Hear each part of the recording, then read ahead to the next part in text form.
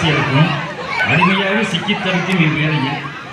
பாலைவனத்தில் பாய்ந்த பொன்னி நதியாய் மையிருட்டு வானத்தில் கை கட்டும் தூரத்தில் முளைத்த விடிவெள்ளியாய் அதர்மத்தை ஒழித்து தர்மத்தை நிலைநாட்ட இப்போதைக்கு அவதாரமும் தேவையில்லை, 65வது திருவிளையாடலும் தேவையில்லை என்று எனது நாமம் கொண்ட ஒருவனே போதும் என அந்த திருவண்ணாமலையாரை அனுப்பி வைத்த நம் அண்ணாமலை சார் தமிழ் மண்ணுக்கும் மக்களுக்கும் சேவை செய்ய தான் உயிராய் நேசிக்க ஐபிஎஸ் என்னும் போலீஸ் உயரதிகாரி பதவியையே ராஜினாமா செய்துவிட்டு துவக்கியுள்ள வீத லீடர்ஸ் இயக்கம் தேசிய கவிஞர் முண்டாசு கவிஞர்